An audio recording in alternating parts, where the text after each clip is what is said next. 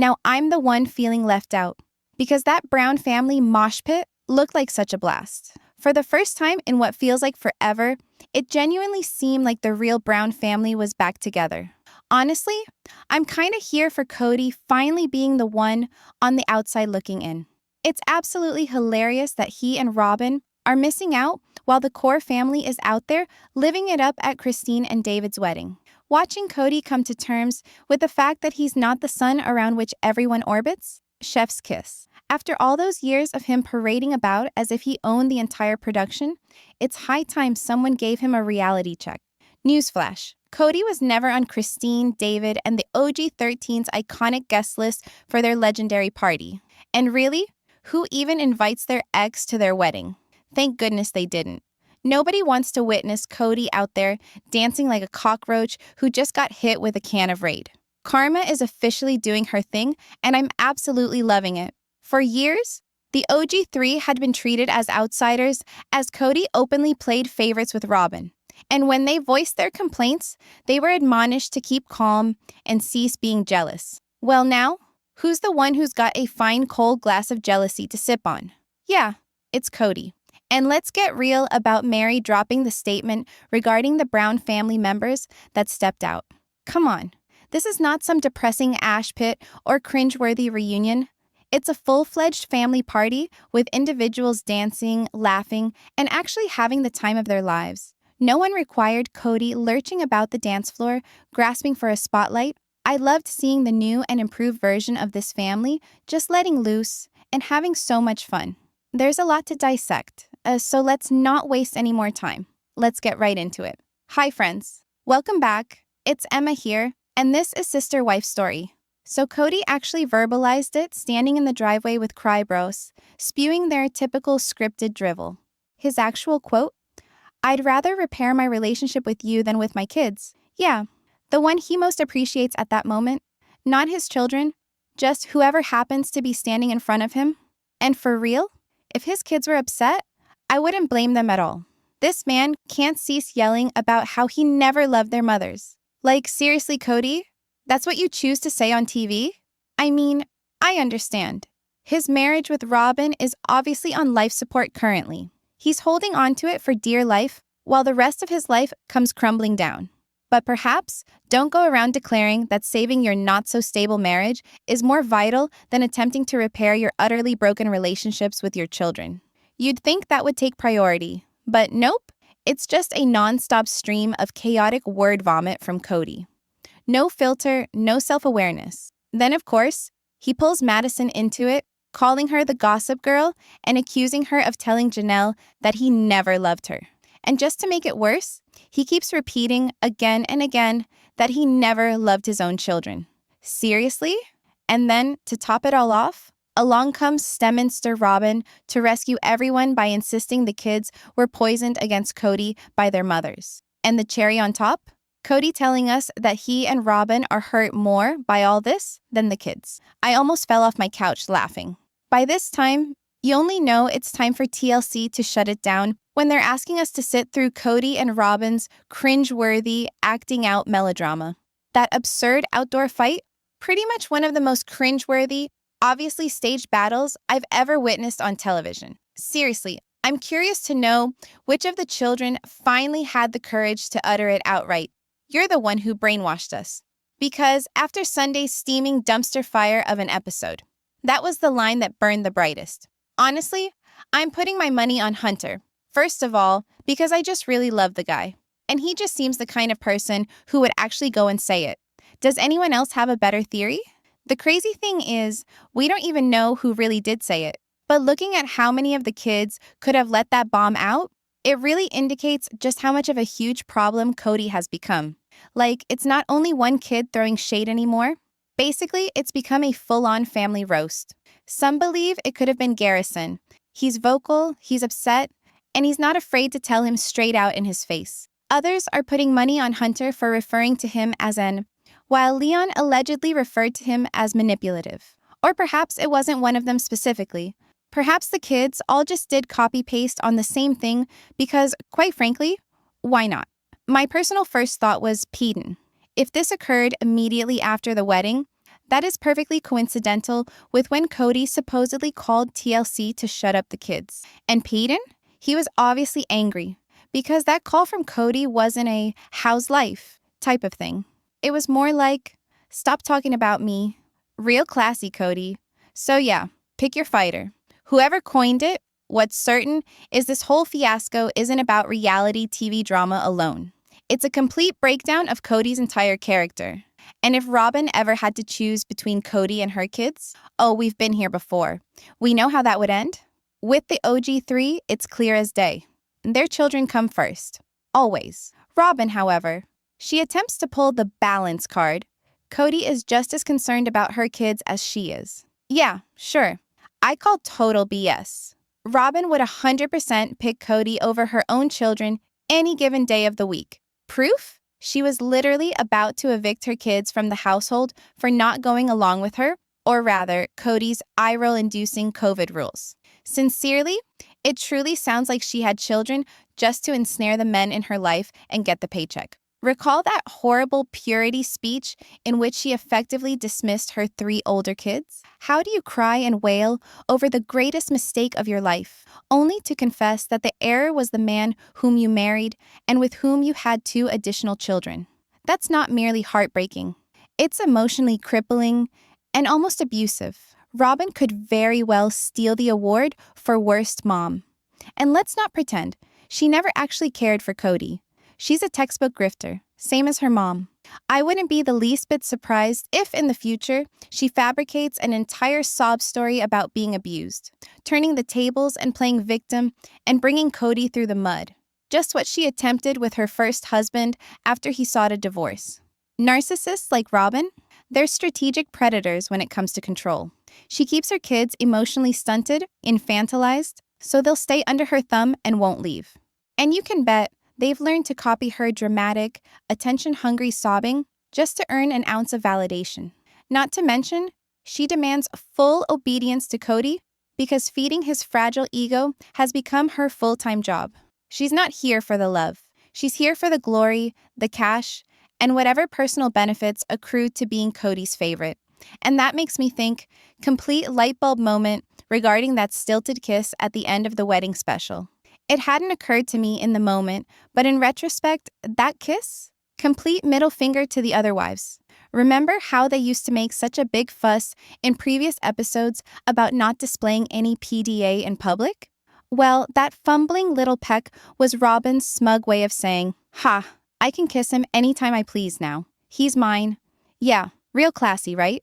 Honestly, if that weak little kiss was Robyn's big power move, it seriously flopped. I highly doubt any of the other wives saw that and thought, "Wow, I'm so jealous." Not a chance. It didn't come off like some proud romantic triumph.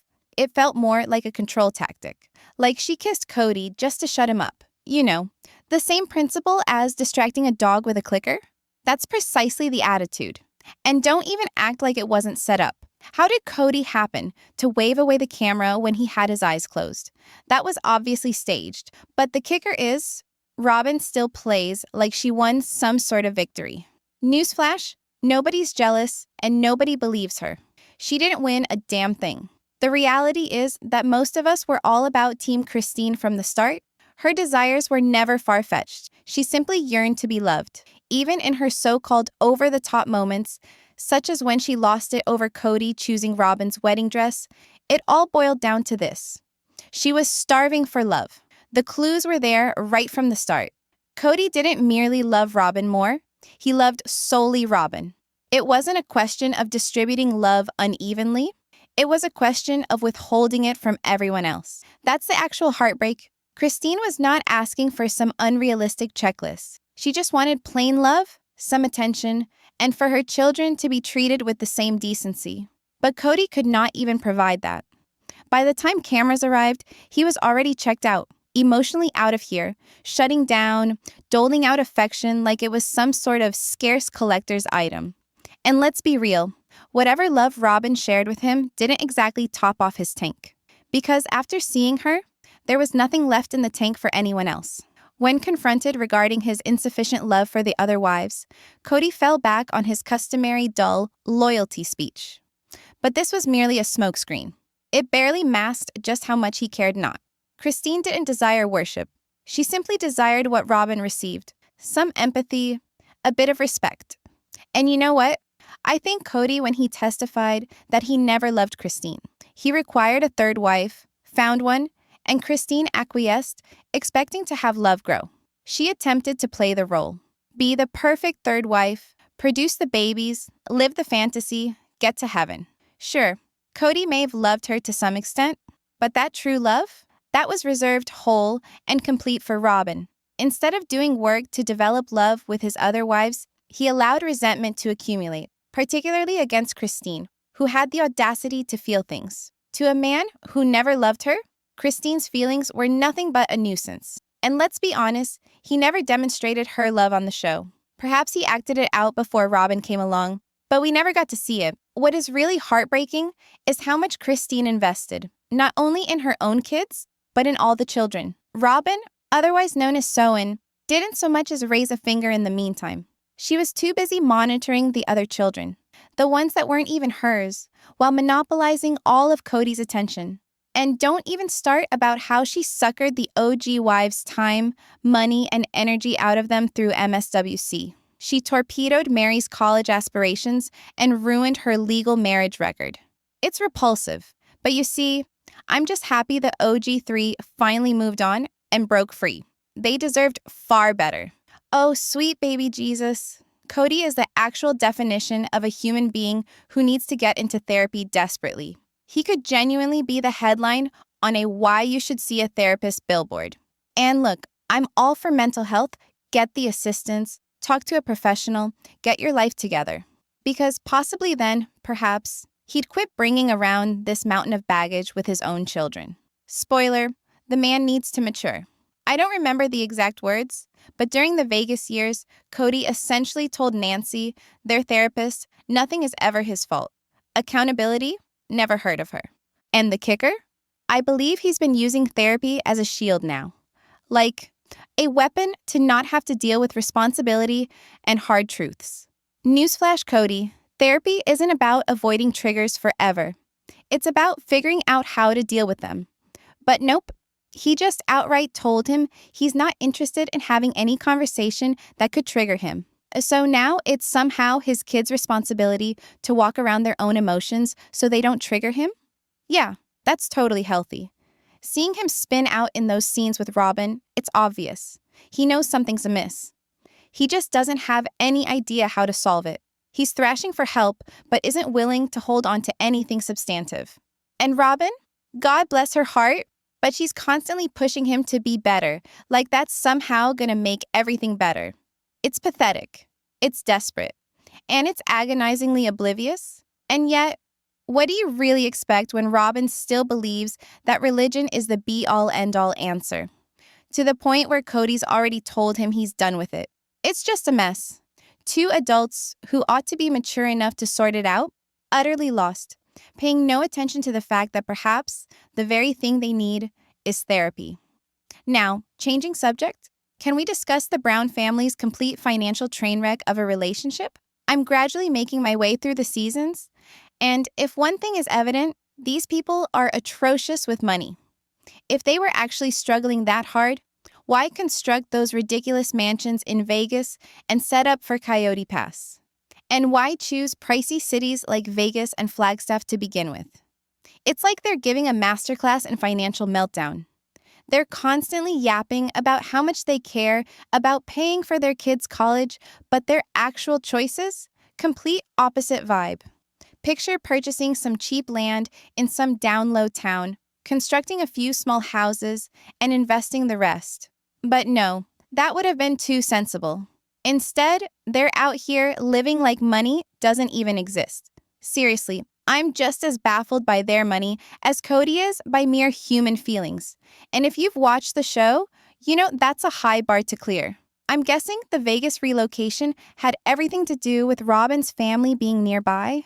And oh, surprise, they left again because her son had to be near his college. And let's keep it real.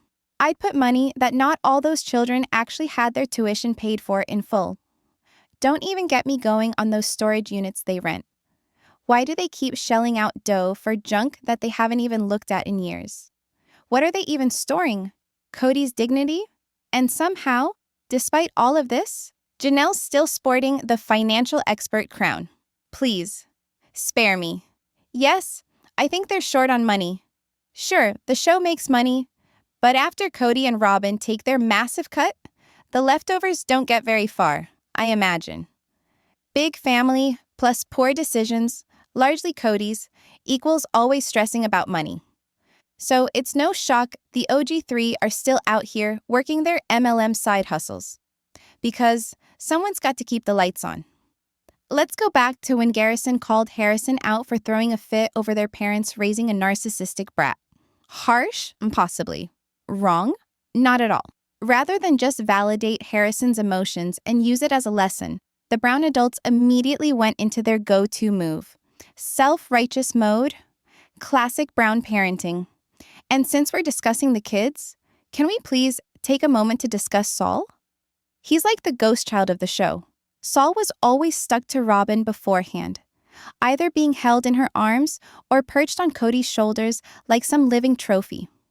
Then Ari arrives, and lo and behold, Saul is gone out of sight, part of the dreaded Saulinary duo. Describing Saul's personality? Good luck. Ari is a literal exclamation point bursting with energy and drama, while Saul gives off serious punctuation mark energy. Like a period at best, maybe a comma if we're being generous. Honestly, it seems like Cody just isn't into Saul the way he is with his older sons. You know, the macho military guys who stroke his ego and play into his idealized version of manhood. Saul?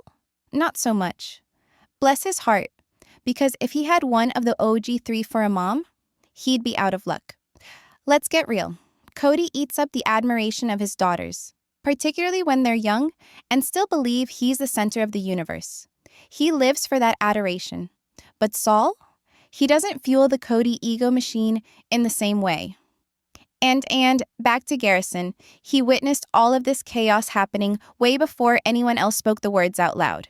No, children shouldn't be forcing their siblings to be disciplined, but come on, the Browns have always ridden their older children hard to raise their younger ones. Cody and Janelle can't expect Logan to be third parent, waking the kids up, feeding them, mitigating chaos, while Cody is sleeping at wife number 2. House. And then expect Logan to suddenly chastise Garrison for filling in. Recall that video when teenager Garrison stepped in after a younger sibling attempted to throw hands at his sister? He wasn't being combative. He was calling out bad behavior like any older sibling, babysitter, or human being. And somehow, he received flack for that, unless there's footage that we don't see him doing something he shouldn't have. I'm 100% team Teen Garrison. Now, flash forward to the most recent installment of Cody's Heartbreak Chronicles trademark. Spoiler alert, I still don't know what we're supposed to be feeling. He's sobbing to Robyn once again in that drawn-out scene they've been building up for episodes. Robyn begins to vacillate, as if perhaps she's second-guessing her regard for him. Before she corrects herself, naturally. Because heaven forbid she see an idea through to its conclusion. And what does Cody do? Drops the old cliche like he's the martyr of the whole situation. My heart is breaking. Really, Cody? This guy never loved Meri. Barely tolerated Christine. Janelle hung in longer, but even she bailed eventually. So was he ever truly in love with any of them? Spoiler alert, probably not. And yet, here he is, eyes welling up, acting like he just lost his soulmates. At this point, I'm convinced Cody and Robyn think they're soap opera leads. The endless melodrama, the choreographed tears, the over-the-top declarations. This whole scene sounds like it's been rehearsed 1,000 times. Desperate sympathy fishing? Bring out the usual. The sacrifices I made loving you were in vain. If you're bilingual, Cody, you already have down pat what my heart is breaking really means. My narcissistic supply has been taken away. Who will pamper me now? Because let's face it, the heartbreak is over lost control, lost attention, lost dollars. Those 3 women weren't merely wives. They were the foundation of his lifestyle. and the glue to the popularity of the show. Now, Christine's hosting backyard throwing parties with the children. Janelle's chasing freedom. Meri finally woke up. And Cody? Stranded with Robyn in a ginormous empty house of tension and regret. Mark my words. When the family gets together at weddings, birthdays, grandbabies, and Cody's not on the guest list, that's when it'll hit him. He already admitted it. It was my club, and I got kicked out. Yeah, because you burned it down, man. And Robyn, she wasn't the hero. She was the wrecking ball with a sad history. Remember that awkward church confession? He took my special thing away. Girl, what? That should have been everybody's cue to take their exit from the stage. Instead, the family took on her debt, provided her with a house, and stood by idly as she stole the spotlight like the show was hers. So no, Cody's not heartbroken, he's exposed. And the real tragedy?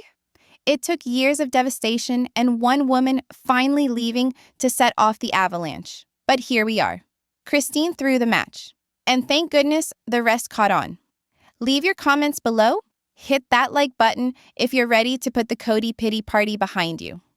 Subscribe for more no-filter breakdowns. And until next time, take care and lots of love to all of you.